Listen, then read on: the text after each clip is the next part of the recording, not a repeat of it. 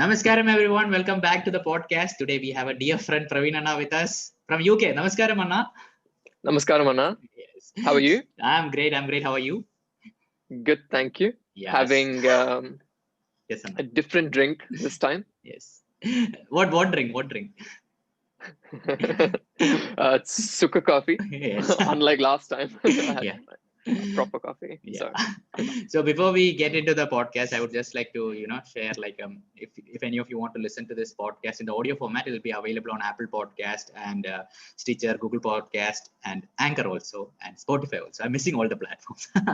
So we'll be talking a lot about Praveen Anna's journey and also a lot about sustainable fashion. So that is why I'm super keen on doing this podcast, because when Praveen Anna had contacted me, he wanted to share a lot about fashion and how we can make it sustainable. So shall we take it from your childhood, Anna? Before we go into sustainable fashion, I want people to get to know you a bit, like your journey and all. So wherever you feel comfortable with.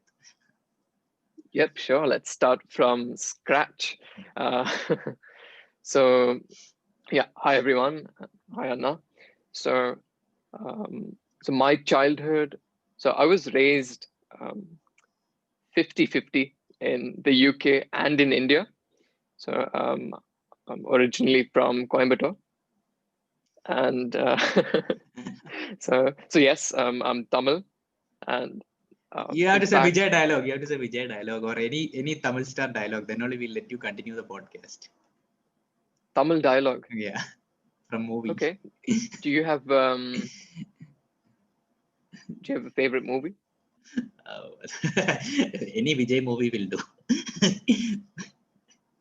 Any Vijay movie, eh? Okay. Anna, how about this? I'll try to blend a movie dialogue with a conversation. Okay. We can spice things up. Okay. Yeah. So Coimbatore. Coimbatore. Yeah. So in fact, in Coimbatore, my parents are from a village in Coimbatore, which is right near our ashram. It's about 5. I would say about 5 to 8 kilometers from our Isha ashram. And so we have a coconut farm over there. Oh, okay. So next time when you do go to the ashram, then got to drop me a message. Yes, if anyone wants to climb coconut trees, please message Praveen Anna. Yeah, please do. Yeah.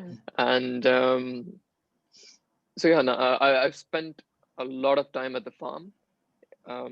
It was our like weekend family tradition to just visit the farm, spend a weekend there. But I've never really visited the ashram. So that's a glimpse into my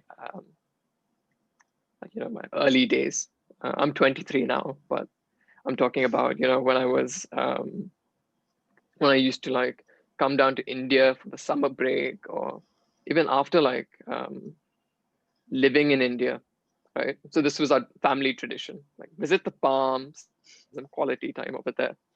And so I studied in the UK up until the 6th grade.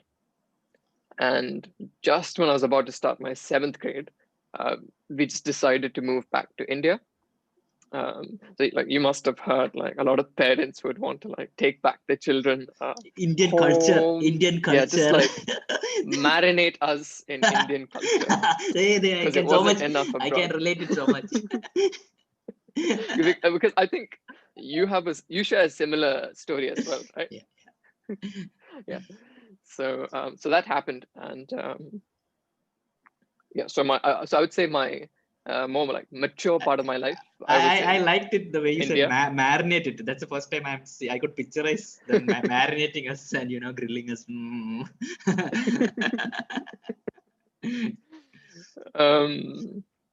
Well, speaking of which, I'm actually vegetarian now, but it's okay. I guess we can marinate some. Yeah, we can marinate paneer also, paneer capsicum. Yeah.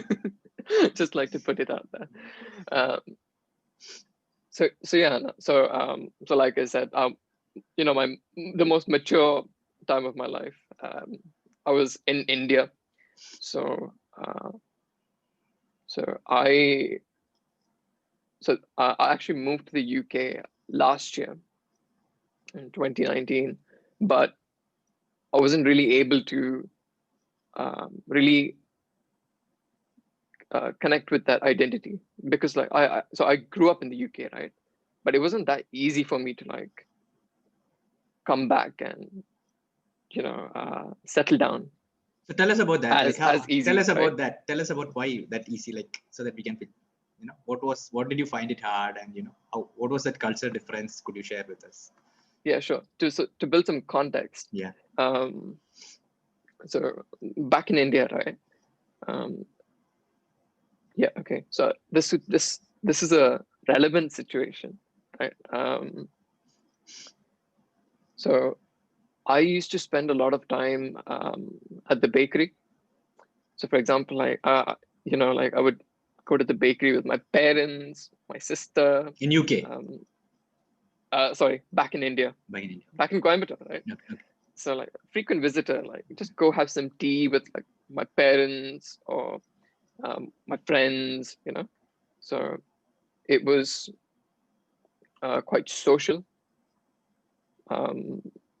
and even when you go to a bakery, right? People are just like so welcoming, right? Like even the like tea master, Yeah. he's just so welcoming. He remembers your name, and so you know, like I was um, enjoying um, not attention, but then you know, like The care, the was warmth, the enjoy. love. I was yeah, exactly, right.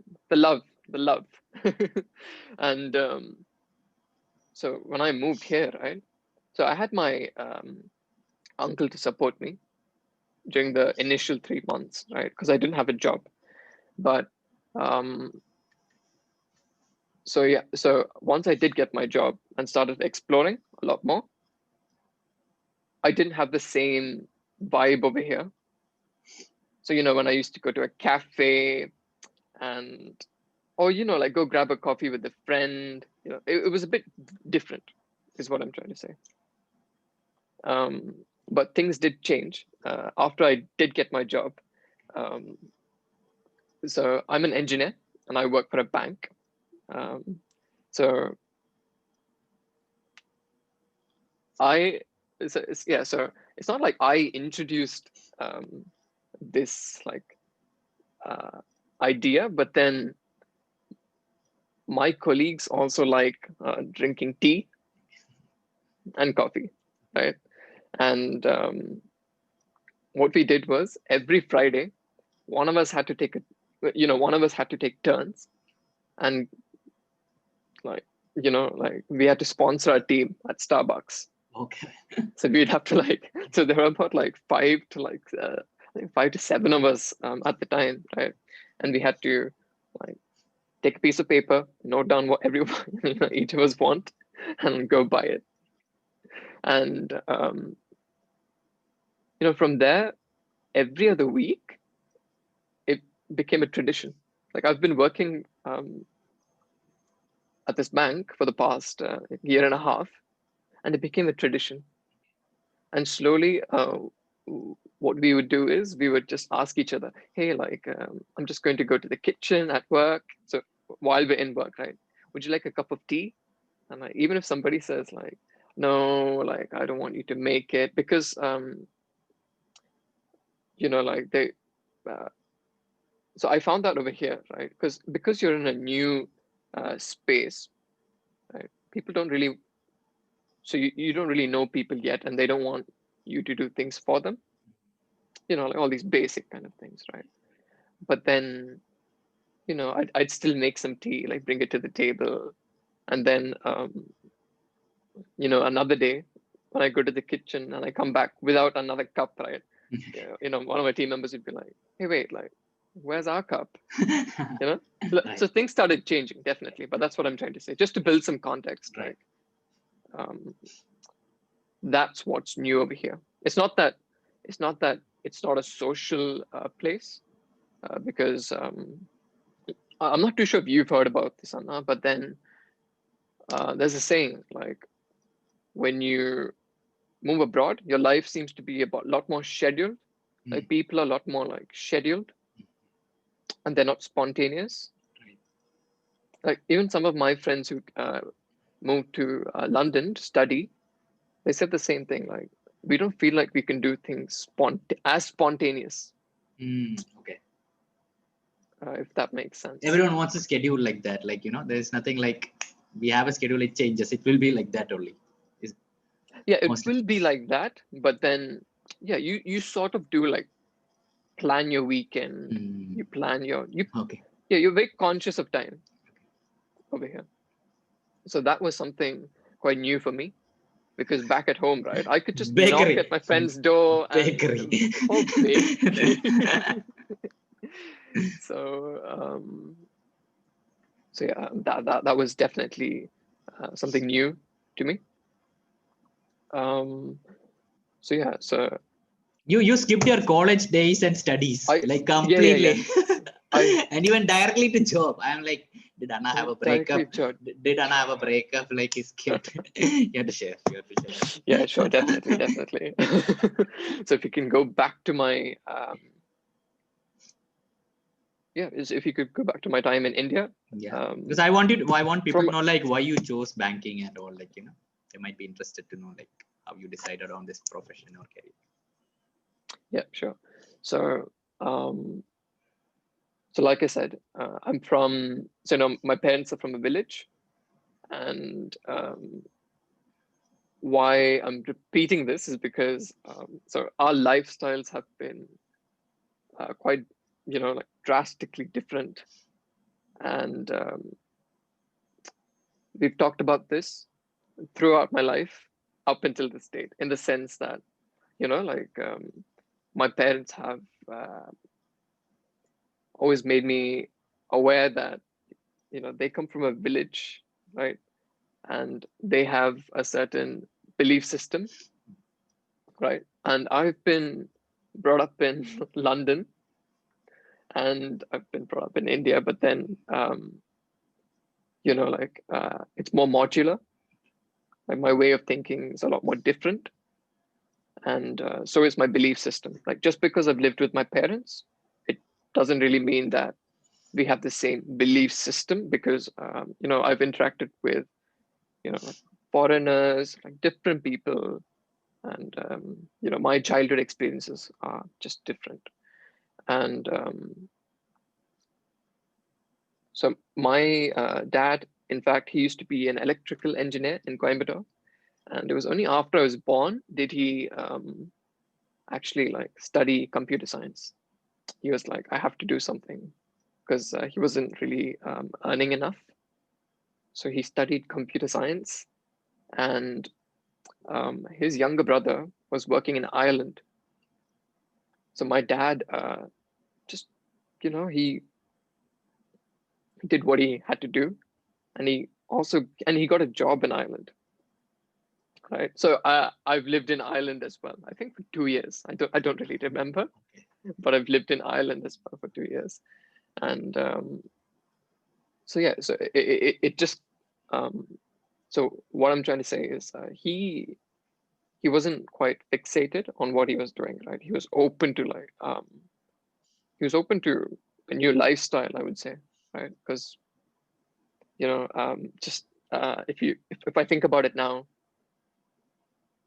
he, you know, he had broken English, you know, it's you know, it must have been a complicated time for him. It must have been really hard. Must have been really hard.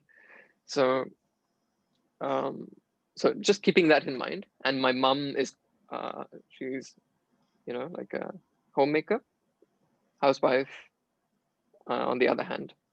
So so it actually it comes from them.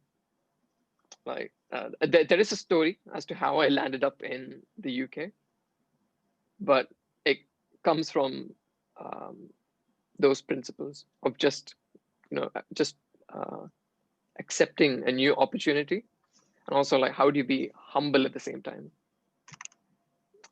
That's what I was trying to say. So Anna, so during my early days, so in school or in university, right? As in like, even I've had my fair share of like issues with my parents, and also that relationship with my sister. You know, like a typical like what a child goes through, right? Because you're exposed to so many different things, right? Like I said, that belief system that I had was a bit different to what they had, and so my dad used to say, you don't have much time in your life to make, you know, as many mistakes as you want. Okay, I was quite against that. On the other hand, I used to like make as many mistakes as possible, experience it, you know, learn from it, and then I would maybe like handle a situation a bit more differently later on, right? So why I'm saying this is because in university, so I studied in, so my I did my undergrad in Bangalore, Christ University. Christ University. For all those Christ people who know, University. all the pretty ladies in Bangalore are from Christ University. Bit of context. A bit of context. Every Indian guy's heart beats when someone says Christ University. Really? Oh, was that how? As in, like, did you ever like? I think it's my heart, plan to and go? a lot of other guys, maybe in Kerala only. I don't know.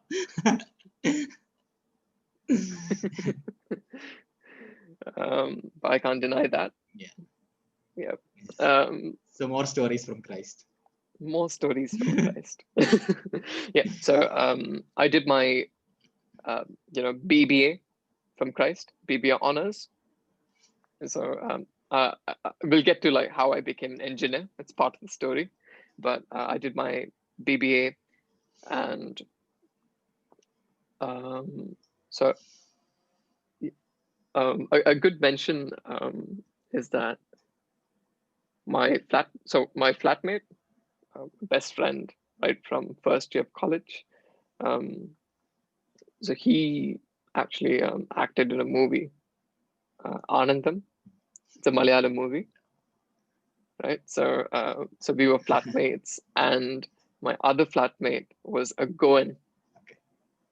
So it was so we were, yeah, like we even had like nicknames for each other: Sugar, Spice, and Salt. Right?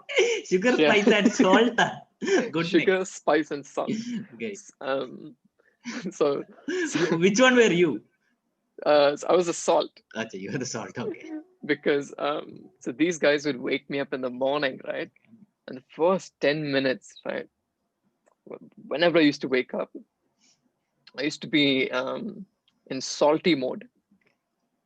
So salty mode is like, you know, you can't come and like jump on me or like poke me, and I'd be like, you know, like. So I was called Salt. Sugar was the Goan. Okay. His name is Brandon. Brandon. Okay. Because you know, like he apparently he's the most, you know, heartwarming, kind one in the house. Kind guy. Yeah. Okay. And Thomas was Spice, because so he that's because like he's more of like a spontaneous guy, and you just never know what you end up doing with him, you know. Like, do you want to go on a trek tonight, right? Just go knock on his door. He's up for it. So he's Spice. Spice. That's good. And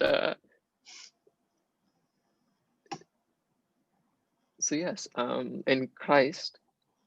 So again, so just talking about the mindset that we had in Christ, or just during the time period, right? Let's not take Christ into picture, but it's more about like that time period of like undergraduation. So I've spent most of my undergraduate, you know, like my undergrad times with these two boys, and you know, like towards the end, we actually made a few other friends as well, like, you know, like till date, we're like best friends. And we called our group as the aliens, right? And the aliens basically, what we're trying to like depict is you could come to so you know how like you have this sort of like separation between North India and South India during uni. You have a group, right? In our class, right, we had three rows, three columns, and one column would be like people from Nepal, you know, like just like that community, right? The Hindi speaking kind of community. And then we would have the middle one being like mixed students, and then the other side of like maybe some Malayali, some Tamil Malus. people together. So cliche. When I say this side, I mean like towards the back. Yeah. We were always towards the back. Yeah. So yeah. So aliens basically depicts that anybody could come join our group. It doesn't really matter. Right? Because so I was Tamil. Thomas was like, you know, he's Malayali. Brandon was Goan. Okay. So like, you know, like I'd say his mother tongue is English more than anything, because that's what they speak at home. And then we had another Tamilian from Chennai. His name is Vishal. So, and we even had this one of our dear friends. His name is Clem. He's Assamese. Another one from Hyderabad. So like, you know, that's what I'm trying to say. Like we were like all over from India. So like that was the true Indian group. That was the true Indian group. True Indian group. Yeah. And it's alien because we were all agnostic. Right. Apart from so coming back, so we're all agnostic, right? So it's not like we're against religion, or it's not like we're not open to the idea of God, but it's just that it hasn't been proven. So, you know, yeah, you just have a middle ground. And so apart from Thomas and Brandon, so these two guys were they used to go for these church masses, right? The holy masses. But again, like we never used to like really talk about God as such. They had their reasons why they attended it, and yeah, but at the end of the day, we never really spoke about God or like any sightings from the Bible or anything. And I didn't have much to contribute as well, because I was never really interested or inclined towards going to a temple, or though I've been to so many temples. Okay, my parents used to take me on pilgrimage, you know, this pilgrimage, and yeah, just never really connected with the whole idea. What was in your mind? Like, I could have played, I could have done this during this time. Was it like that when you went? Yeah, definitely. But also, I think it's because, so again, like I'm bringing up this word too many times. I know that, but it's quite important, right? Belief system. It's about how you introduce these religious concepts in a very like seamless manner. I felt like it wasn't introduced to me in this fashion. If that makes sense. Certain things were kind of being imposed, and also Anna, like this is something quite important to consider, and I just thought of it now. So from school to uni, right, we were in that phase, I would say, like in the technology transition phase, right? So what do kids always talk about, right? Like the iPad was a big thing back when I was in like 10th grade. Yeah, so like true. So that's what you're talking about, right? And even so in uni, again, you're talking about tech, you're talking about stuff that you can do in the city, right? because that's why we were there. Like we're at Christ, like you said. We're in Bangalore, right? Yes. Yeah. High spirits, and we just want to have fun, right? So if, for example, H&M opened up in Bangalore, and if they had a sale, that's what we talk about, right? Like, Yeah, that's what let's go to H&M, let's go buy like a couple of t-shirts, like, oh, like matcha, like this was on a good discount. That's what we did. And I mean, it's not like I was a big shopper anyway, but I'm just saying, like, that was the vibe. Yeah, that was a vibe, like that culture. That was the culture. Yeah. Yeah, that was the, I wouldn't say culture because Christ actually did some really beautiful things in campus. Okay. So I wish I had contributed in some way now, but Christ actually, they have their own like a recycling unit. So throughout campuses, throughout our campus. Oh, I didn't know about this. So they actually take recycling quite seriously. So we have to segregate. I do remember plastic and paper for sure. I could be wrong about food waste, but I think it's in place. Yeah, it should be there. I think if these both are there, that'll be the easiest. Yeah, definitely, definitely. Because okay, sorry, but why I brought up paper is because they would make certain products out of paper. So they would collect all these scrap materials and convert it into maybe like a hard-covered notebook, or they had so many products, right? I wish I could talk about those products now, but in all honesty, like I didn't end up going to those stalls. Like I used to segregate waste, right? But I never used to like go to those stalls. So again, like all this is like definitely building up to what we are going to talk about, what's happening now. But but that's essentially like university in a nutshell. Sorry, college in a nutshell. And love life, you can't miss out on that, right? Yes, I was actually like, I was like, why isn't he asking? Anna skipping Scotland. I'm like, okay, then I won't push. I was like, I'm not gonna push. Maybe he doesn't want to talk. So yeah, love life in uni was quite, I would say, cinematic. It's not like it flourished. It didn't, right? It was more. There were a few like social issues, like when you see a girl like in the canteen, like people start talking, and she's from Kerala, and so like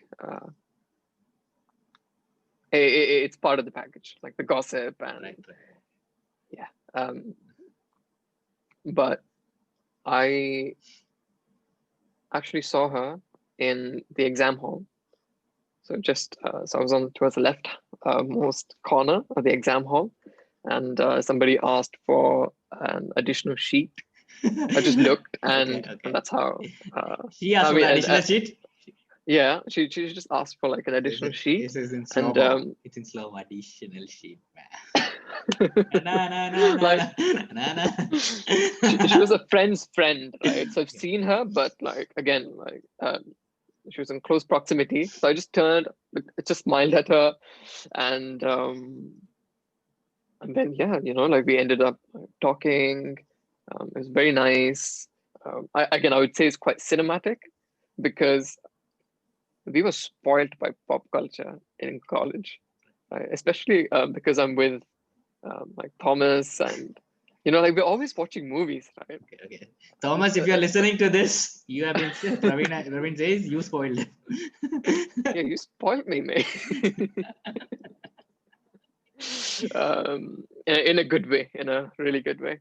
But let me tell you one thing, Anna. We went to the extent where, say, if one of my friends, right, if they do something, and if I don't like gel with it, right?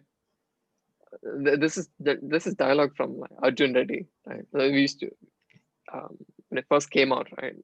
Like we went for a night show, and yeah, so I think that month, if they do anything against me, I'd be like, so Thomas, this is how it is.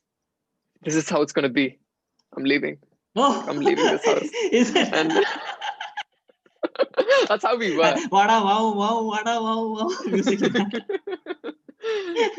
You know, yeah, that's just how we were in college. Like really good days. And speaking of which, in fact, we took my Goan flatmate to this Tamil movie. It's called Kaatru Veliyadai. It's a Mani Ratnam movie. Mani Ratnam, okay. Yeah, it has Aditi Rao in it. I think I've seen it. And who all? Aditi Rao and Karthik, Surya's younger brother. I think I have not seen it. And what happened? But then like like we introduced him to like Tamil movies, and like even he was like, wow, like I never knew like these movies even existed. So yeah, as in like that was just our circle. Like we were spoiled by pop culture and movies and all that. And I mean that's why I said a cinematic experience, right? Because yeah, like a bunch of things run in your head. So yeah, so fast forwarding a bit from the Love Life segment. Yeah, so towards the end of college is when I started being a bit more aware of a few things. So I felt like I didn't have an identity in college. And it was only towards the end of college that I started creating one for myself. And that was through fitness. So I used to, literally my last year of college, I was at the gym, just talking about what is intermittent fasting. I used to do a lot of research on YouTube and just go through a few short, like, these papers, right? Theses online. And yeah, so that was me. Like, that's how people identified me. But towards the end of college, like, oh, like this guy's into fitness. And, he's always talking about intermittent fasting and all these concepts.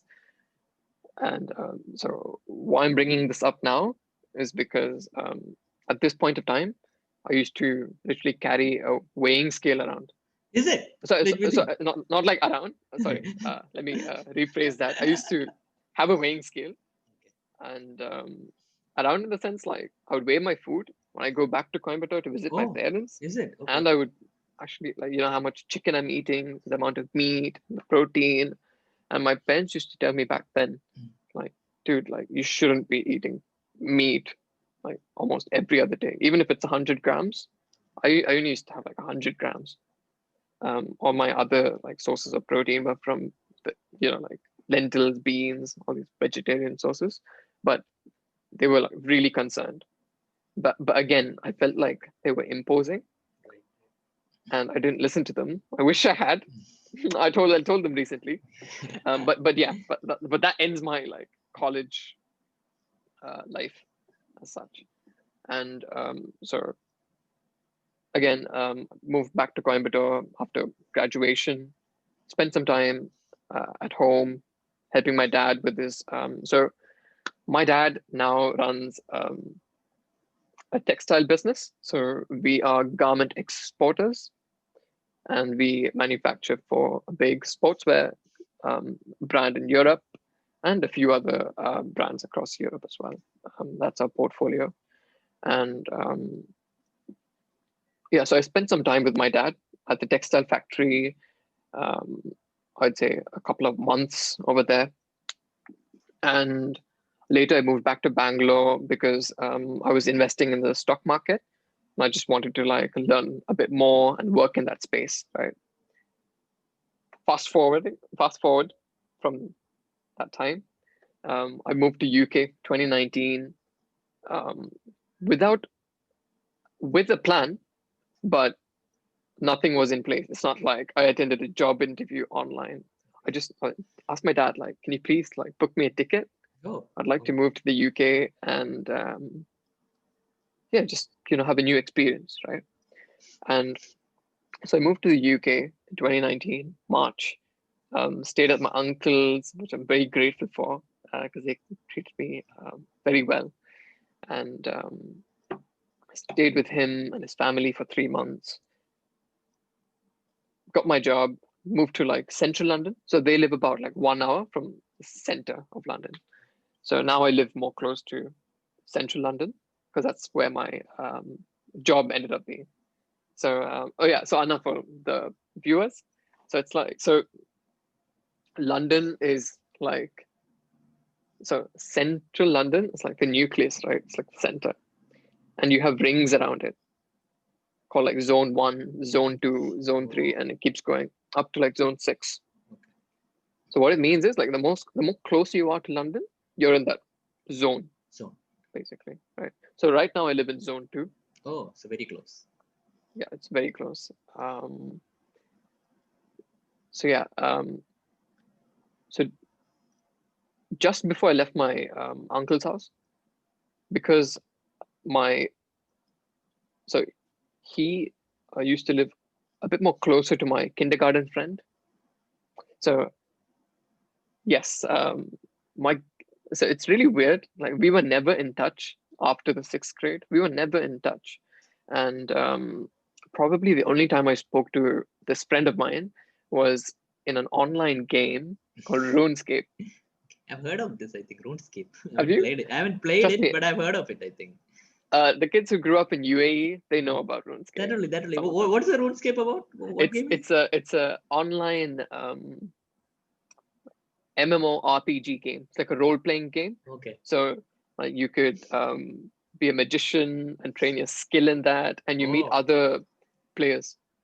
Yeah, maybe I was not much into gaming, but I think I've heard some people around me talk about something like maybe that's why. Okay, continue on. Yeah. Okay. So you met him on RuneScape. So how did you identify it's him?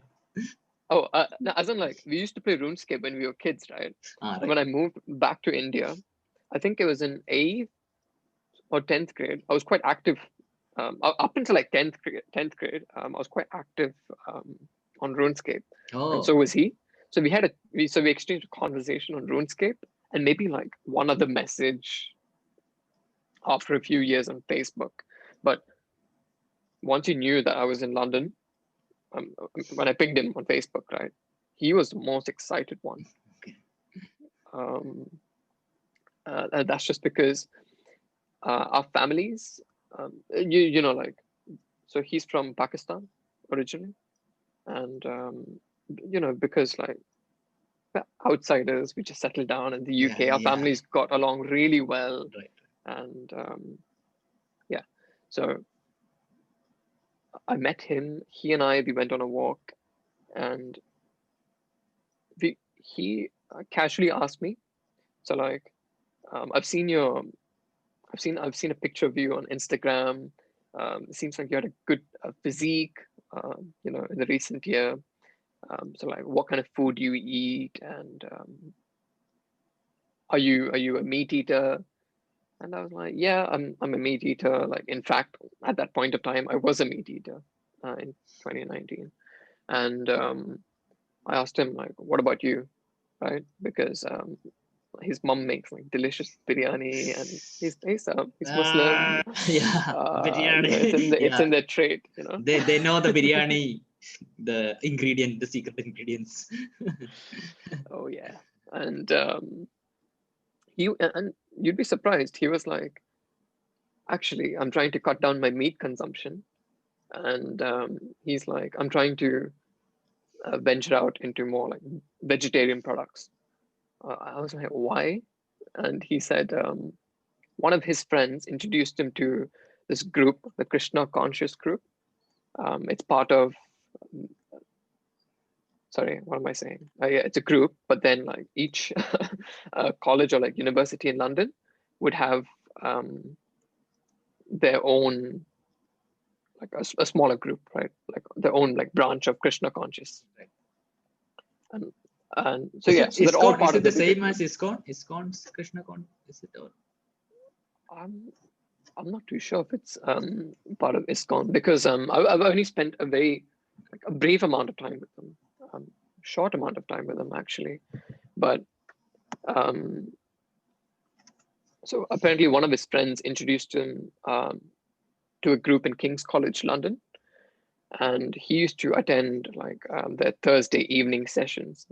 Every other week they have this Thursday evening session where you just it's kind of like inner engineering, right, where you talk about what is responsibility or some aspect of life, but the idea is during that session you're only like talking about that idea, right? You want to dig deep as much as possible. Sorry. No, Okay, it's you can good. edit that. This is raw podcast. We keep them A all. raw podcast. We keep humans as they are, not touch up. So yeah, no, so he, so he, so that's what he said. You know, he said, "Listen, like I started like attending this group, and a lot of people from across the world come to this group." So he said, so even before I said anything, he was like, "I know, like I'm Muslim, but you know, it's not like he's changing his religion or anything, right? He's just open to new ideas to shape his perspective of life." And so I started bringing up a few like punchlines that my parents would say, right? Especially my dad. So I was like, "Yeah, bro, you know, Hinduism is the way of life." That's what I said. Oh my god. And he was like, "That's true." And so and I was like, "Okay, interesting." And so we just kept walking. This was a long walk. We're just like getting to know each other. Um, and yeah, I don't really remember exactly why we spoke about like religion as such. Maybe it definitely came out of like talking about meat consumption and like what you eat and what, you know, like lifestyle, right? He was interested in that. Right. You know, he was like, what is this guy's lifestyle? Like he moved back to India, now he's back again randomly. Like so I really liked the idea that he was willing to like just explore, you know, like just ask so many He was questions. more open to life, right? Like, Yeah, and yeah, here definitely. Yeah. we are like throwing out punchlines. We do not have the experience. Like I also use the Hinduism as a way of life, but that did not come from any experience. I would just say like that, right? But other people are actually more open. Like they want to explore it, know it, Definitely. and that's very beautiful actually. Yeah, as in like you, just like on the back of what you said, Anna, like you need to like really mean what you say, is what I understood that day, right? Yeah. And because you're not representing a religion, but then even if you're complementing it in a certain way, right? When I say it's a way of life, even if I'm speaking good of it,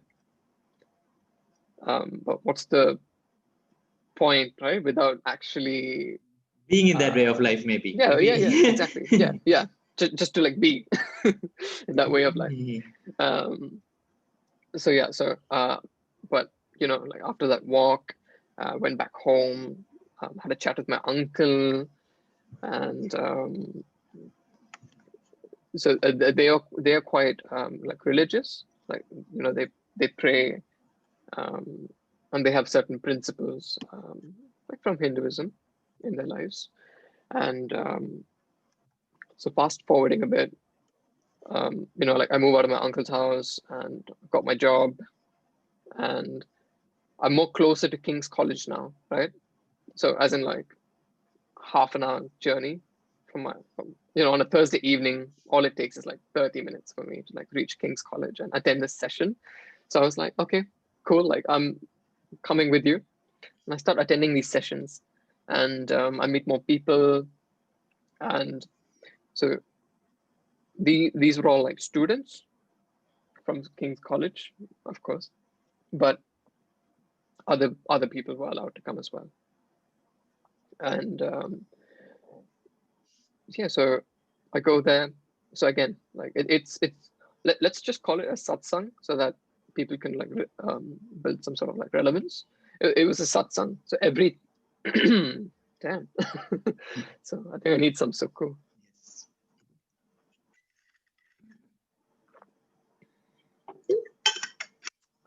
Yeah. Yes. Yeah. So yeah, just started attending those satsangs. At the end of every satsang, we would have a meditation. Nope. No, even Suku is not doing. You need No, it's not doing the trick. copper water bottle. I have a copper water bottle. Is it? Oh, okay. Yeah. Show us. I ended up buying. It's actually downstairs. Oh, okay. Then after the podcast, you can run after and the bring. podcast. Yeah. It's the hammered version. Oh, yeah. With the dot. Very beautiful one. Yeah. With the hexagon kind of shape around. Right. Yeah. Yeah. So we would have a meditation session towards the end of each satsang, and so again, like I wasn't like very immersed in it, so I would close my eyes and just sit there with like among this small community, and they used to chant Hare Krishna. That was the chant that they used to do, and I did try it out once. Again, I was a bit shy, and of course, like I was shy, to put it short, and I just met people who all share a similar mindset. Like they were there with a purpose, and that purpose was to seek, like, talk to each other, go deeper, right? And I know we spent some time talking about my college life and my friends, but it all adds up because I had very few friends, a close-knit circle, and we would always like seek in some kind of way. So say if like a situation happens, right? It's not like we ignore it. Some of our other friends used to call us like overthinkers because we would like sit and discuss about it, and which is quite beneficial in my opinion. So like this community was quite similar to that, right? Like we would sit and only talk about sorry, he's back. She's back. Yeah, she's back. So and we only used to like talk about a topic and just basically dive deep. And so about like a month or two went by and Corona happened. I couldn't attend these sessions anymore. So again, like this is so recent, right? It's not like this happened early 2019. It was late 2019. And then like Corona happened and I couldn't attend these sessions. But I think my last session with this group was at one of the members' house. She was leaving to Singapore. She was leaving back to Singapore.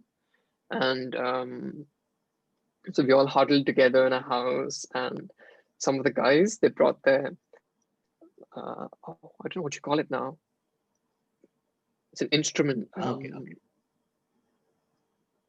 Okay.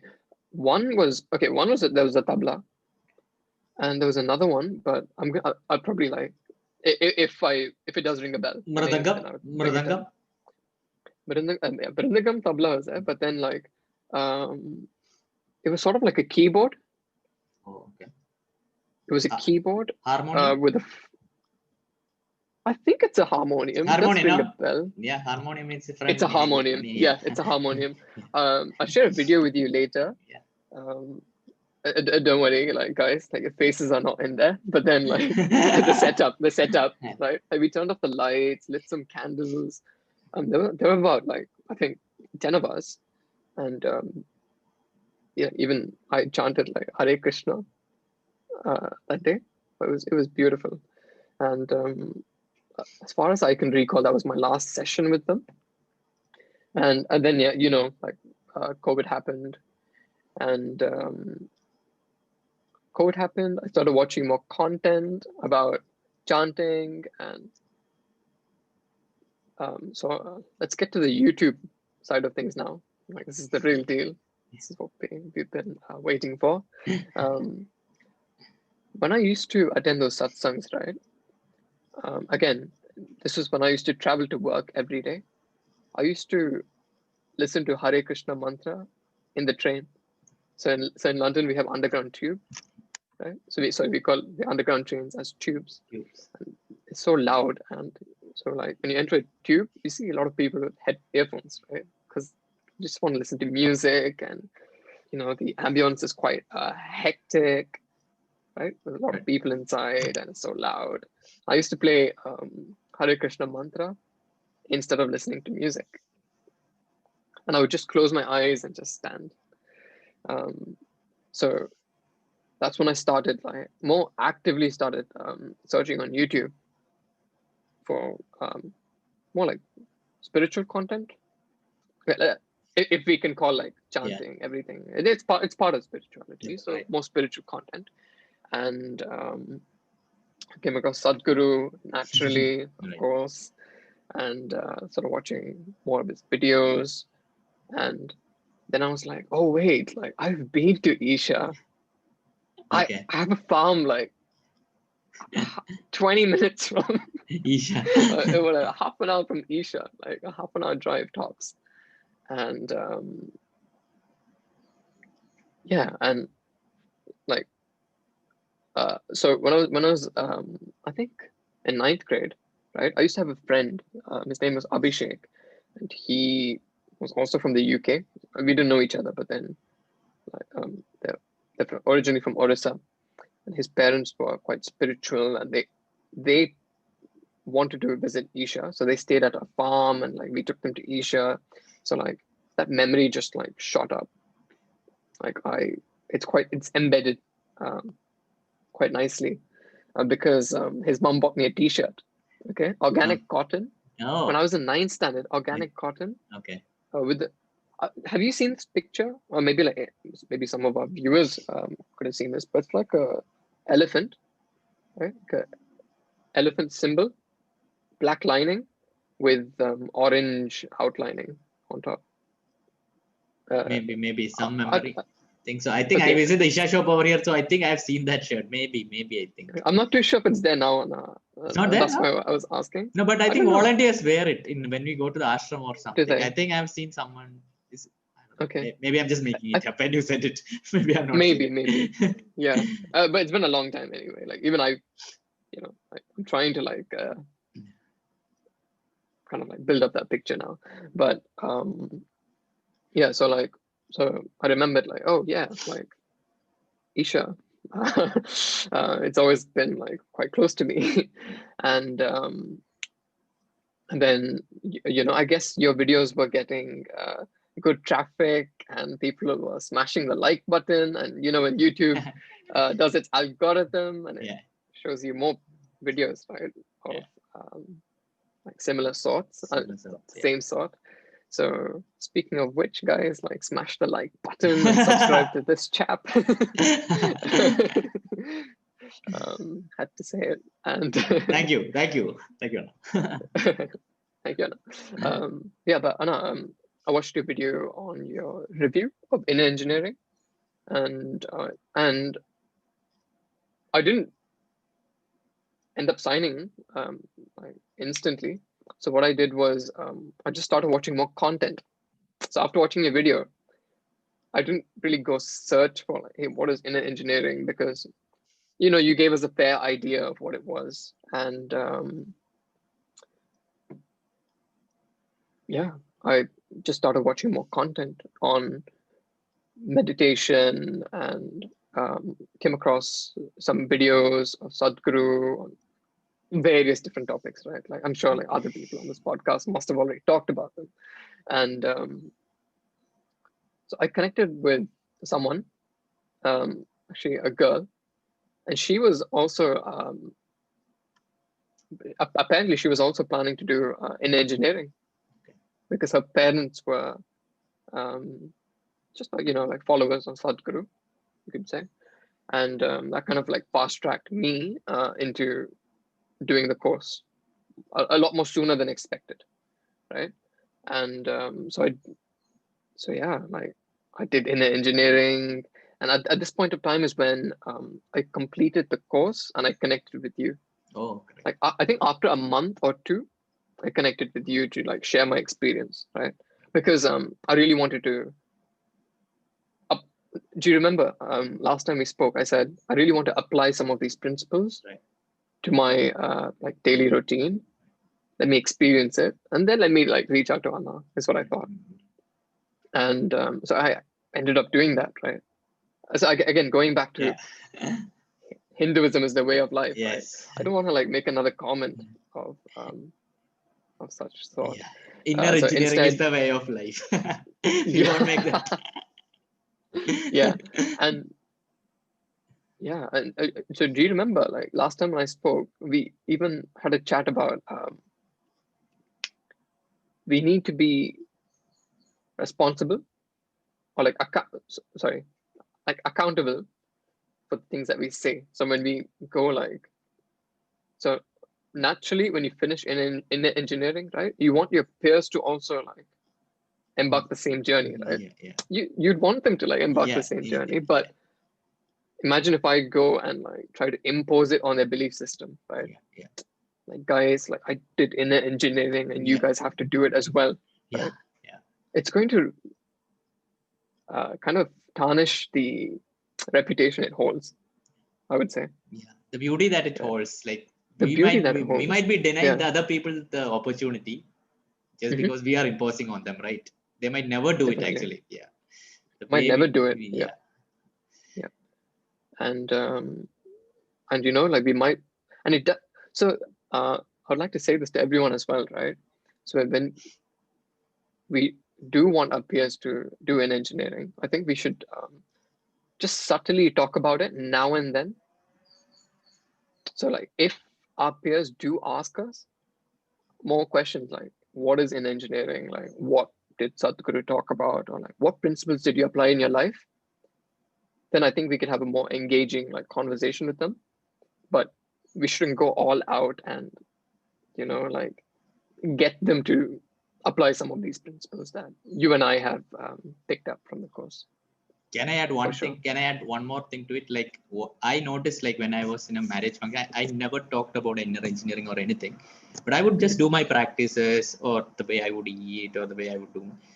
They wanted to know actually. Like there was no Yeah. subtle also. Like not even a single mention that I'm into spirituality or I'm into Sadhguru or anything.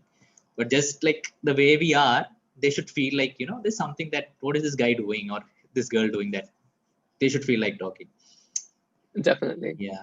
So I think and it's designed like that. If we actually live like what is given, like like inner engineering is a way of life, and if we actually apply it, people will. If something is beautiful, everyone wants some beautiful things in their life, right? So if something is beautiful, people will be naturally drawn to it. But if it's Hmm. not Yeah. working for us, people can actually see whether it's working for us or not. Because I also personally feel just because doing inner engineering won't make a person awesome. Like only if you apply the tools given in it, will you actually be able to live like that. Yeah. And Anna, like that. So so you said you sorry. What was it that you did Like in I that was marriage? no marriage function. I didn't like marriage function was over 3-4 days, right? So I used to stay in my Mhm. friend's place at her home. Okay. Okay. Yeah. So I had to get up in the morning, do do your my practice, do practices, my and practices, yeah. and then I would do regular thing involved with them with whatever they wanted. Or, Okay. so that was, it was not a marriage function. Evening I went in between the, Yeah, of course, of course. I got it wrong. Actually, that was my bad. I just said marriage function. Indian weddings are over Sorry. 3-4 days. So I forgot to mention that. Yeah. It's not that I went to my No, marriage function and did, no, I didn't do that. No, don't worry. I didn't picture that, Yeah. but I was thinking more towards like, did you avoid certain food maybe, or did you? I was Actually, thinking no. from that perspective. Actually, no, I did not avoid. I think most people have the thing that, doing practices, one will turn super vegan or vegetarian, which is good actually, which is good. But I am not someone like that. So I think they would feel like, what the hell? Like this guy is doing so much, and then he's doing all the regular things also. Because I think everyone thinks that spirituality is a disability. Like if you are spiritual, that means you can't do this, you can't do that. And maybe they notice that within me, I'm not so disabled. I'm doing everything that everyone else is doing, and I'm doing it in a very joyful way also. So maybe that's in a joyful way. Yeah. So the back of that word, very recently, somebody asked me,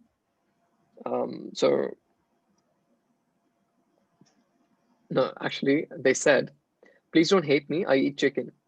And I said, like, don't worry, like, people take their own time to realize, like there are just other ways of like satiating yourself. You don't need to eat meat, right? And I said, yoga helped me make the transition. Right? And I said I was running on plant-based fuel almost throughout this year.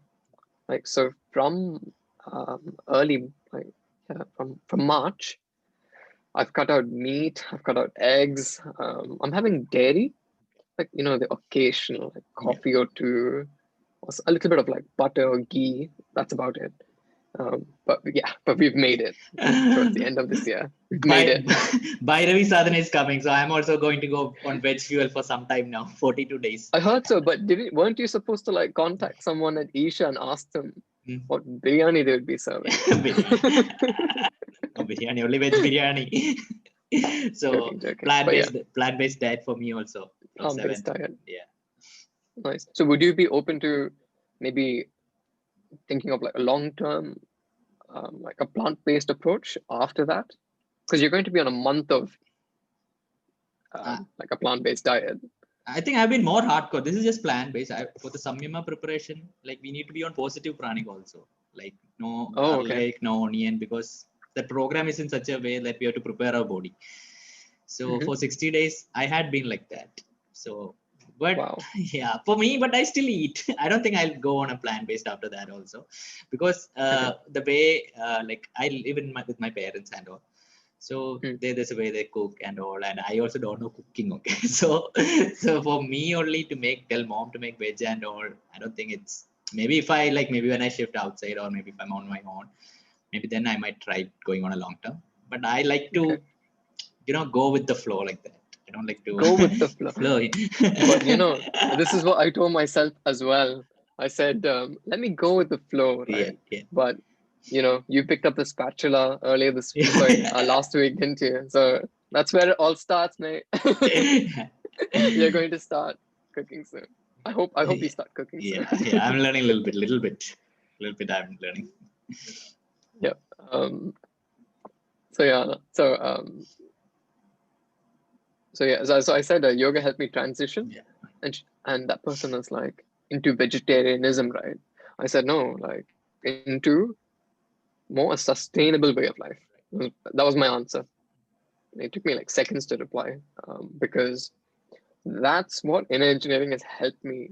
Like, it's helped me embark on another journey, you could say. I'm calling it a journey because so many things have changed in my daily life. So right from the products that I consume, to the products that I wear, and also the way I eat, right? Because the course, like they place a lot of emphasis on what you eat, how you feel after eating. Because the more you dump food into yourself, then it takes a toll on your mental like processing capability. And I felt a significant difference. So when I started, I actually listening to my body and eating when I'm hungry. I was anyway like intermittent fasting for like 3 years now, but like I would have a big meal. Like it was all over the place, right? But the discipline of fasting was already there. But this was like a catalyst, Like now I'm fasting, but now I know, like, what's the ideal quantity of food should I be eating? Yeah, let's call it ideal quantity. Right? Let's not talk about like nutrition. That's a whole nother story. But yeah, but still working out, still exercising, still eating plant-based fuel, feeling really good. And I even told you this, like digestion has like significantly improved after that course. And so yeah, so coming back to sustainability, so now because I'm from a textile background, right? Because dad runs the textile show back at home. So my mom and dad, they usually don't buy that many garments. In fact, in our house, we don't really talk about like, oh, like I'm lacking like certain colors, or I don't have enough in my wardrobe. Like, Okay. do you need to pick something up? Or? No, my watch is Oh, okay. the light turned on. So I'm like, what happened? Okay, Yeah. cool. Yeah, so yeah, I think this is really important now, that they never complained that they didn't have enough. They've always had enough, is their thought process. Like even now, right? And yeah. So that's one aspect, and another is even the friends that I was with in my like more mature days, right, in like, college. Again, so say like when we go to college, Christ being like very strict, we used to like wear formals, clean shaven, Yes. and say if we like sweat a little bit, it's not like we crumple our clothes and like throw it in our like bag at home. We would hang it in the sun, let it dry for a little bit, right? At that time, our thought process was different. We didn't want to like ruin our clothes and end up spending more and buying again. Right? We're like cheap people back then, like we're on a budget. We didn't want to spend too much. We're trying to preserve what we have, right? And but now the mindset has completely changed. Now I've understood that textiles,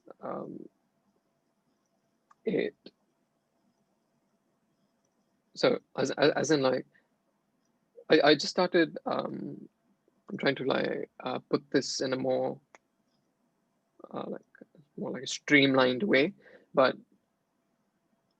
yeah, so because I'm from the textile background, I just ended up paying more attention to certain things that were happening around me, right? So in London, there's a place called Oxford Street where all the major fashion labels are, they have a store on that street, right? There's Zara, H&M, up into like your high-end brands as well. And I think, I'm not too sure, but Sportiaga, I think, Yeah. during an earlier podcast, Yes. did talk about Oxford Street, Piccadilly Circus, because She was working there. She was working there in a shop. She was working there. Yeah. And yeah, so this is where like it's a hotspot for like fashion and different brands. And so outside one of these companies, right? I don't want to name which one, but there were always a bunch of protesters because that company uses fur. Oh, okay. Right? And there's a big movement in the UK. So it's at these hotspots that people protest, saying like, stop cruelty, you're killing coyotes, an animal, you know, like we use coyote fur for like these winter jackets, different products. And yeah, so a lot of like protest happens these areas, right? I started paying more attention to them. So earlier in the day, I used to like be, like, what's this propaganda? You know, why are they like yelling and like trying to like force their opinion, you know? But now I started paying more attention, right? And I'm doing my YouTube or like Google search, learning more about textile industry. Again, like coming back from a textile industry, I wasn't really like conscious that this is a very polluting industry. So check this out, right? So you're in the textile industry, right? You're not conscious that in the grand scheme of things, that textile is like this world's like second largest polluter, right? Okay. According to stats.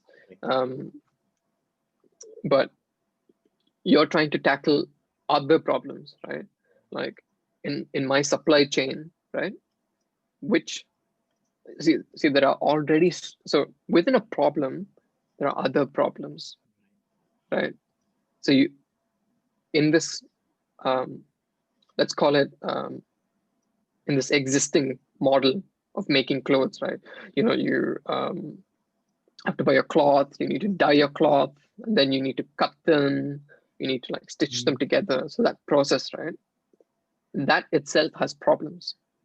So you have a problem within a problem. So you need to select the right supplier for your dye. So certain dyeing units in India, so they need to comply to like certain standards. How do they discharge their dye water? You can't be like discharging them into like sewage or streams and lakes, right? So there are already a few problems that you're trying to like tackle. So how are you conscious that, how are you aware of the bigger picture, right? And so like that, I wasn't really aware that, okay, like we might be participating in a polluting industry. And I started talking about it with my dad, and and then like, you know, we had conversations around how he was brought up, like consumption, right? Back then, like in villages, right? People never used to really consume clothes as often as we are right now. And so yeah, so now we can start addressing a few problems with textiles, I would say. One is consumption. So we need to be more conscious when buying a garment or any sort of like fashion product, right? You need to like first ask yourself, do I really need this? Yeah, give us some simple tips, like for someone who's going out. Yeah, what can as a consumer do?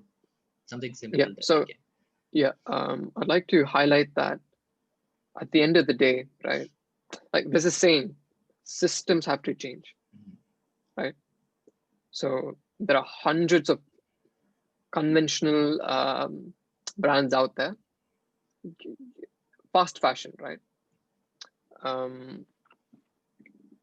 So first, so yeah, so there's a saying that systems need to change. Like brands need to shape their perspective, you know, like lean towards more a sustainable approach.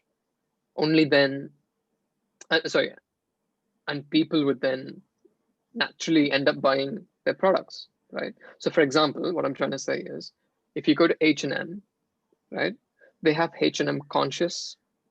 That's one line where certain products are made out of like recycled polyester or cotton, or you know, you can get, in fact, back in the day, I bought back in the day in college, I bought a polo shirt made out of organic cotton from H&M.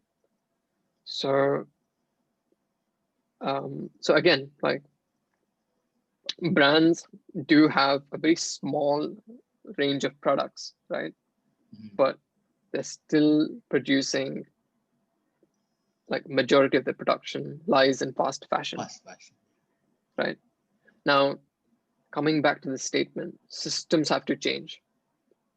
Meaning, if H&M produce all their products under H&M conscious, right? The consumer's still going to end up buying a H&M t-shirt, right? Because he or she might like the fit of their t-shirt, or yeah, maybe for some other like quality, some sort of reason, right? And so this is not happening at the moment, right?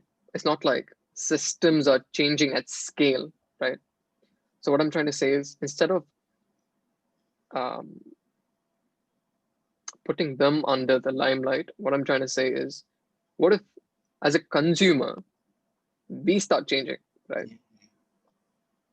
So next time when you walk into H&M, you start buying more H&M conscious product, right? Naturally, the demand for that product increases, and then the system itself will realize that, okay, like this is not what we want, right? I could be wrong, but from my experience and from, you know, like the chat that I've had with my friends or my dad, this is what I've understood. Like, this is one way, you know, building it from ground up, from the consumer to the system. There's always a ratio on like, what do you think, right? It's like, instead proper. of It's proper. And I think just add one more thing, like when they buy it, they should put on the social media platforms. So this is the H&M conscious, and I'm going to buy this, because brands are out there on social media. They're checking the consumers. They are day in, day out, because that is where all the attention is right now. Social media influencers, people. It's no more the traditional marketing. So when you buy such stuff, and if you put it out, brands will always get to know that, okay, this is what they want. Because someone might take a written survey, like, what do you like? People just don't care. But when someone is posting it out there, it's there. Yeah. So because because brands will change, like you just said, like we can say that system needs to change, brand needs to change, but why would they change unless we don't change? They will always apply to what they're getting profits from, and that's how business is. So and we need to feed back to them, right? We need to feedback them that we are going to buy only if it's organic, and that's how it is. Or we'll go to some other alternative source. Then they will change anyway. No, that's well said. I mean, I think it's fine that we used H&M's name, just because like that was my experience with H&M. Any brand for that matter. Any brand, in fact, right? It's not only H&M doing this. Oh my God, will H&M sue us? Sorry, disclaimer, H&M, I love your products. Cool. I hope not. I hope not. Yep. I am wearing an H&M kurta. Conscious kurta. No, this is an Isha. This is an Isha Life. Like I was talking about sustainable fashion today, so I was like, I'll wear good organic clothes bought from Isha. No risk. I won't bring my wow. So this is a woven fabric. Yeah, it must be. I don't know what this is from the Isha clothing line. It must be. I had gone for the Mahashivratri. I had gone only taken my sweatpants and shirts, because I thought it was full-time volunteering. But I was volunteering for Yaksha. So Yaksha is full dance, music. So on the day the event, Sadhguru will also be coming. So they asked, please dress in Indian clothes. I'm like, I don't have any Indian clothes. I only have t-shirt. So then I ran to the shop and I bought 2-3 kurtas, and it still feels good, Nice. It looks good. Yeah. Like from this view, it looks like a Mandarin collar. Yeah. And actually, there is a difference between normal cotton and organic cotton. I genuinely feel that because my parents always say buy cotton, so I always buy cotton shirts and cotton t-shirts and everything. But the 100% organic, there's a very nice feel to it. It does not feel at all. Means I feel like I'm not wearing anything. It feels that good on the body. In my personal experience, even while doing the practices, organic cotton feels very, very good. Like the Samyama clothing is full 100% organic, and it is the most comfortable piece of clothing I've ever worn in my life. I can say that. Wow. Okay. I actually haven't tried a product from Isha yet, but let me check out the kurta because I don't own a kurta. Oh, And okay. yeah, I'll definitely check it out. I don't think it needs to be 100% that organic. I think that is what matters. That organic cotton. I think cotton also. So, I don't know. Is there different cottons like organic, inorganic? There must be, right? Yeah. So so we still have time to talk about it. Yeah. Yeah, awesome. So yeah, so when you talk about sustainability, right? So as in, I've given you like highlight. So we talked about the system and we've talked about the power of the consumer. Now, there are a few other aspects as well. So for something to be sustainable, right, it has to be ethical. So the garment workers who are, in the production process, right, are they being treated well? Are they being paid well? That's one important aspect because behind the scenes, like things do happen, right? Right from the work environment to, like lighting, for example, or yeah, as in, are you giving them some sort of like condiments, tea, coffee, all this matters is what I'm trying to say. Like, Right. are they comfortable, right, at the end of the day? And most importantly, are they being paid well? Because that's where things go wrong in the fashion industry. Because you're trying to produce clothes at a cheaper price, right? Then you try to cut corners everywhere as much as possible, right? So one of those corners being labor, and another one is the the supply chain, right? Supply chain in the sense like, so you need to make sure. So I mean, I could go buy organic cotton and use an inappropriate dyeing method, and that defeats the purpose, right? So your process has to be sustainable at the end of the day. And we've already talked about consumption, right? Like, buy something if you really need it, because what we're trying to do is so the idea of sustainability is to deliver you with a quality product, right? And you want to decrease the turnover rate. You don't want to like keep buying and throwing and buying again, right? So we're trying to like decrease the turnover rate. That's the goal. And now you've asked about what's the difference between like organic cotton and conventional cotton, or any other natural fiber. So, I mean, I'm sure everybody are already aware of this because of agriculture itself, right? The amount of like pesticides that we use or any other sort of chemical, right? So the idea of organic cotton is we try to avoid using chemicals, right? So again, it depends on which board is certifying your sustainable. It depends on which board is certifying your organic cotton, right? So there are many institutions, right, out there with their certifications saying that yes, this is considered as organic cotton, right? And so there are many, actually, we can call it goals attached. So for you to be an organic certified farmer, then you need to sign up to certain water retention goals. How can I consume, the most apt amount of water as possible, like more efficient ways of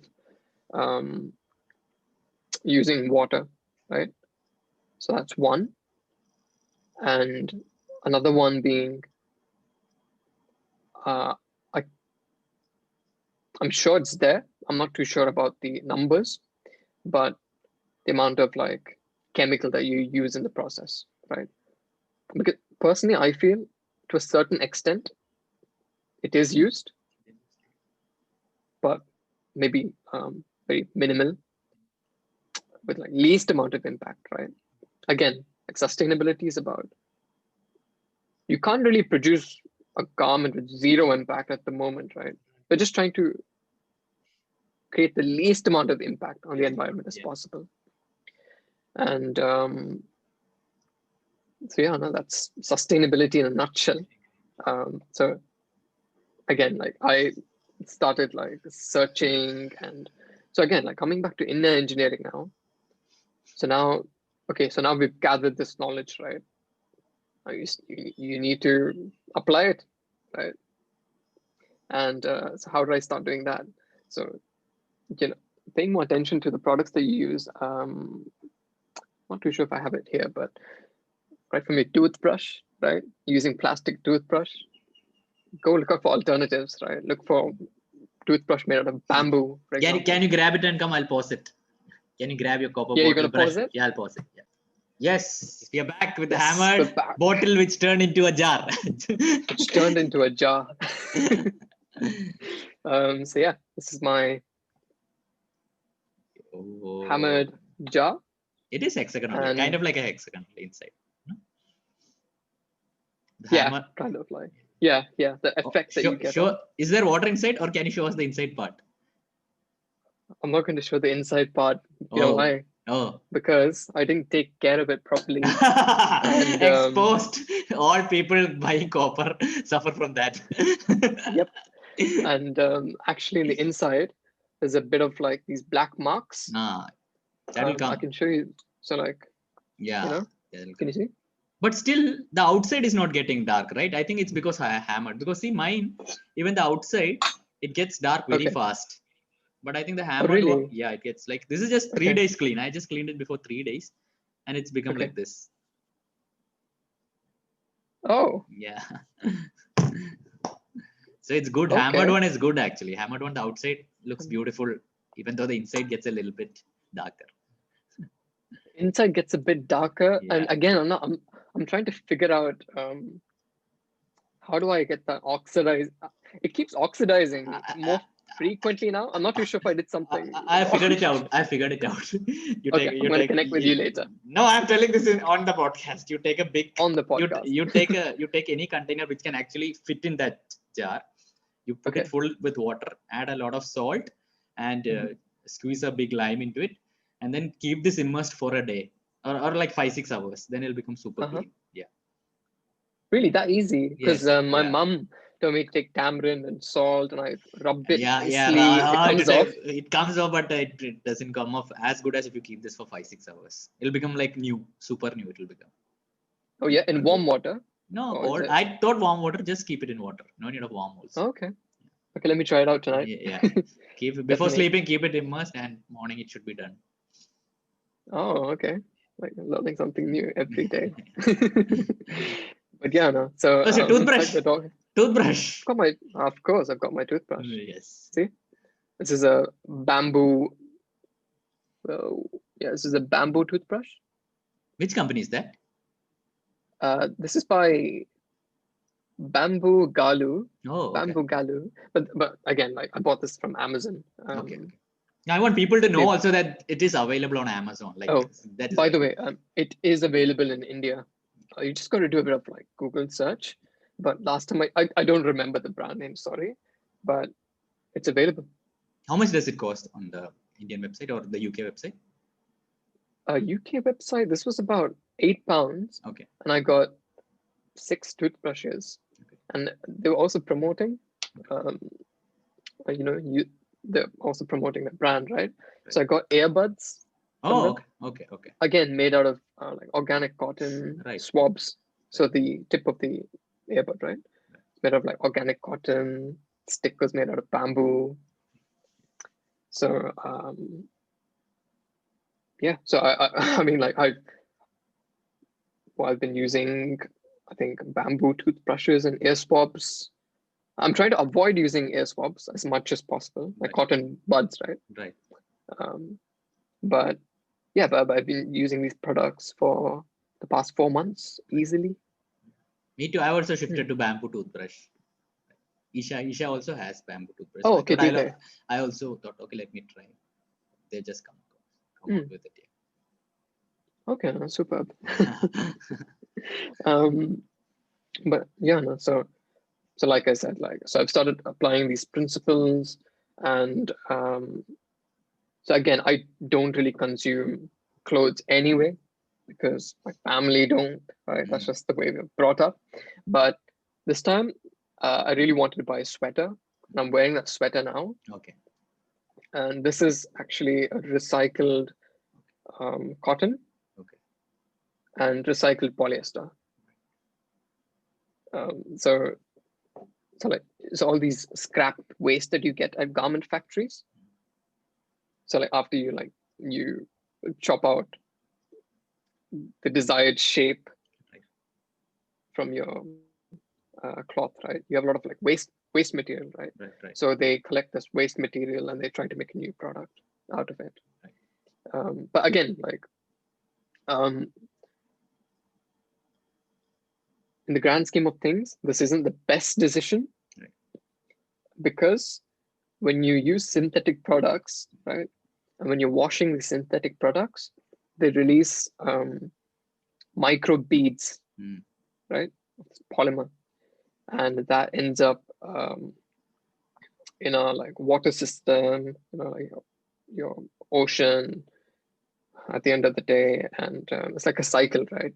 So you create synthetic products, you end up washing them, and then like marine life eat them, you eat them, and yeah, it's just like that cycle. So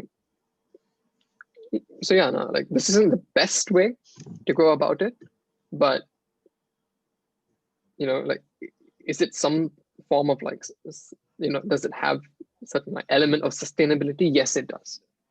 Like consuming this is better than consuming fast fashion. So yeah, just like putting it out there. No, that's cool. Like we also have to be very genuinely true to what we are putting out. Like then only it will reach. Just for the sake of that's very important, right? If we are doing it, we should also show the journey of how we are transitioning ourselves. Like most people I see, they reach there and then like go on vegan, go this. They're not showing the journey, but we should show the journey of how we are transitioning to it. And I think that will inspire. Like right now, this podcast. Now, next time I'm going to buy a shirt, I'm going to ask myself, like, do I really, really need this? And then I'm actually going to check, is this organic? Because I've talked with you so much. Because you're willing to share. But if I had just seen someone say, 100% organic is the best, this is what we should do, this will, I might not even think about it. I might just go there and who cares? I'll just buy what is comfortable for me. Okay, I'm like glad that this has helped you as well. but yeah, no, I mean that's the beauty of being in a community, right? Like so I see Isha as a community, and yeah, I'm sure like even your followers and all our peers, right? Just a willingness to listen to someone. Like yesterday, I watched Amar Anna's podcast. Oh, okay. It was like an hour and a half, right? Yeah. And yeah, I mean, though it took an hour and a half, he was trying to articulate his experience, in a more like more like in a friendly format, right? For other people to like kind of like grasp it, I would say. But that's the thing, right? With spirituality, you have certain experiences, but at the end of the day, we're all like computers, kind of, like how you need to code what you're going to say, and the other person has to decode it, right? So I hope through this podcast, as in like we've talked about all this, but I hope like people decode, like what we're trying to convey as well. Because there's a reason, right? Like why we talked about childhood, university, friends, like. So I hope it's helped them shape some sort of like perspective. And, I hope it adds a value to someone who is listening to it, and help them see how it is. Whether they change or not, it's a personal choice, but just being aware of it, like, such things are there out there. And, definitely. So the next time when they go shopping or when they see something like this, like next time they see someone protesting outside, they just like, this is some nonsense. They will see like, okay, there might be something to it. Yeah, so and actually sorry, Anna. I would say, like, go talk to them. Yeah. You know, just put yourself in a position where you can download some data from them. You know, just be willing to download the data from them. That's what's most important. Yeah. But yeah, that's with sustainability, and also it would be, so if anybody are willing to venture out into some sort of like a fashion startup, or if they run if they work in fact in the fashion industry, and if you're looking out for, you know, like a supplier, as in like a manufacturer with these concepts like deeply embedded, then yeah, please do reach out to. So where do we reach out? My dad. Like, yes, My dad. Where can we reach out to your dad and as well as you also? Like, which is the best place to reach Oh out? yeah. So we have a website where you could just drop in a message. It's just a very simple website. You know, it's just one page. You can scroll all the way down. Can you spell it out? Can you fill spell up it a out for form. us? Yeah, sure. It's called Nuva Fashions. So before I spell it out, Nuva means new variants. And I mean, that's why we named it back in the day. So it's NUVA fashions.com. But I guess Anna, you could link it down. Yeah, maybe? I'll link it also. Yeah. And it would be great to also, so I mean, if any of you do message us, if you could just say that you're from the Isha community, or, you know, like you watch this podcast, that would be, it would be good to know that, you know, like you've gone through this content as well. But yeah, from a sustainability point of view, this is how inner engineering, like as a tool, it's helped me like embark on this journey. And it's not limited to textiles, right? Sorry if I gave you that signal that we're ending the podcast. We can. Yeah, but it's not limited to sustainability. That's also an important message that I want to convey. You know, it's also linked to your food consumption, right? So when you go to the grocery store, start observing, are these materials recyclable? So recently, so I've changed the way I buy apples. So apples usually come in a cardboard tray wrapped around plastic, right? And sometimes the plastic wrap is not recyclable. Right. And I didn't pay attention, right? So most of the fruits that I bought fall under the same category. So then I was like, okay, fine, let me spend a little bit more money. I mean, if at all it does cost more, but buy loose like fruits and vegetables, you know. Right. Like, you know, all these, when you stop paying attention to detail, then, you know, like all our habits would accumulate together, and then things would change, hopefully. So where can they reach personally out to you? Like, do you have an Instagram or email, which I can link? Yeah. If you'd like to talk about anything, right, from, I mean, it does not need to be only about textiles. Like, please do reach out regarding anything, right? Like a perspective, or anything that you took away from this podcast. So my email is Praveen. And I think you could drop it in the description. Yeah, but it's I'll Praveen. drop it, but just spell it out also, so that if someone's listening, they can easily type it out. Yeah, sure. It's PRAVEEN 7897 at yahoo.co.uk. And I'm on Instagram. Hey, are you on Instagram? Yes. But I don't use it as much. Yeah. Send me. Let me also show it out. Yeah, spell it out for me. Okay. It's Praveen _Scar. Yes, this is what is Praveen _ Scar. Scar? SCAR. Okay. Just Scar. Scar because Is this the guy? Is this the guy? Praveen Anna? that is the guy. Yes. Guys, see. This guy who is meditating with shirtless top. Oh, no. With, hey, you have like a good body in Oh, this. come on. Biceps, tri, all are well defined. Thank you. Yeah. Just trying to maintain that in a Hit the follow button. Okay. But private account. private account. Yeah. You have to make it public, Anna. Yeah, I got it. Awesome. Oh, I can't believe I don't follow you on Instagram. But yeah, no, but Instagram. You don't So use, right? recently, as in, I mean, I use it, but then recently a friend was like, "Hey, listen, because it's so convenient for you to open it up on your app, right? As in, like, just open the app and you're in Instagram." He's like, delete the app and use the browser. Oh, so that it's hard for you to use. That's why, yeah. So yeah, it's a bit more like hard for me to use it. So I'm just like trialing it out at the moment. Right. But yeah, but of course, like I check messages and people do like ping me on Instagram. Awesome. So I link that also in the description. Yeah, and also Hannah, we could so if people want to talk about food habits as well, happy to do that.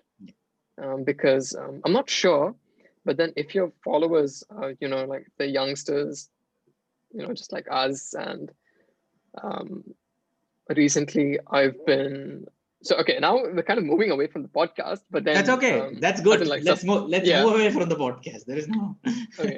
When we move away, it is actually the most super valuable things that come out. Okay. No, but I think if I shell out some of my recent difficulties, then maybe like you could create some content, or maybe somebody who is willing to create content can do it. But because I used to consume meat, right, I had an adequate amount of protein easily, right? So even when I'm working out, it was just easy to get it. But after moving into a more yogic lifestyle, I understood that it kind of contradicts with the way you want to look, right? Because if you're eating too much, then it takes a toll on your mental power, and you don't want that to happen, right? So things have to be a lot more effortless in your stomach. So I started searching on YouTube, like it might sound a bit silly, but then like a pranic way to put on weight or like build muscle. Please, I think a lot of people are going to reach out to, because a lot of people message me how to gain weight, how to lose weight, how to build muscle. do they? Pranic. I'm like, I have no idea. Okay. As in, maybe like with pranic might be the like wrong term over here. My bad, because yeah, I mean pranic just means maybe without meat. out, Maybe without meat. Like without meat. Yeah. Yeah. Like in a more sustainable way. Like, I was gonna use the S word. And I know, like, that's a whole new story, but for another time, because when you eat more plant-based fuel, right, you need to treat it in a certain manner. You need to soak your beans, like your peanuts as well. You need to make sure that you soak them overnight, wash them, cook them a certain way, and yeah. So anything else that you would leave like last to the viewers before we end the podcast? Yeah, sure, definitely. I think I'd like to touch up on a few things, like, just to like summarize what we talked about. And one of them being just, I'm not saying have an open mindset, but if you were like me in the past, and if you're listening to this, just try to have a slightly more open mindset, like, right from what your parents are saying at home, right? Just ask more questions. Yeah, in a very, like you said, Anna, like earlier, in a very joyful manner. I try not to get pissed off, but try to be joyful, but ask them the questions, because like you need to ask questions, right? Why would you randomly listen to anyone, like even your own parents? And secondly, yeah, just try to decode the podcast as well, because I know we took some time, but then like the story does add up, and just try decoding it and see if you could apply some of these principles in your daily routine. And thirdly, I don't know what to say actually. That was very good. That Thirdly, was like, yeah, yeah. Sorry, Anna. I missed out on something important, and that's just like relationships. And because I know I casually mentioned that my relationship with my parents and my sister was not as more connected as it is now. Now it's a lot more connected, and especially after inner engineering, right? I've established a deeper connection with my sister. She's only 16, and she said she's actually willing to give the program a shot sometime soon. The younger they are, the more they are willing. That's what I have seen. Yeah, and if you have peers or like brothers and sisters, friends, yeah, try to spread the message, but again in a more subtle manner, and I'm sure they pick it up eventually. They pick it up. See, what I've noticed with 15, 16 or 14-year-old kids is like, if they feel something is genuine, they actually have that intuition very much in that, whether this guy is talking bullshit or is simply, if it actually works for him. Yeah, they are very intuitive. I think the more grown up we are, the more we are like, I need to this. Is it right? Like, but they just know it, like whether it is genuine or not. Definitely. And I'm sure like a lot of people must be watching you as well, Anna. Do you have like a lot of youth who are watching? In my analytics, it's basically from 18 to 13 years old. My more people who watch my content is from 18 to 30 years old. Oh, okay. Wow. Yeah. So all the 18-year-olds out there, then try to like slowly introduce your younger ones also into the process. Because like you said, right, the earlier they embark the journey, the more intact it is, right? And time is very limited at the end of the day. And also, I like to finish off by saying, keep your practices consistent. The reason why I didn't do the completion program is because my practices are not consistent. Successfully in the last 2 weeks, I've been doing arm chanting 21 times daily, sometimes like 2 sessions, sometimes only like 1, but I make sure that I do it. Right? You don't need to like wake up at 5 in the morning and do it, but that's also another problem. I thought I'd have to wake up early to do this, but then I was like, wait, let me just wake up whenever, but I make sure I do this. Like this is the first thing that I do after taking a bath or something, right? So try to keep your practices consistent, and then you can start like venture out into like completion or like hatha yoga, anything that you want to do. But first comes like consistency. It's key. But thank you everyone for watching. I took my own time, but I hope it's worth it. Thank you, Anna. Namaskaram. Namaskaram. It's been great. Thank you so much for adding value to the podcast. Thank you so much. Thank you, Anna. Bye, guys.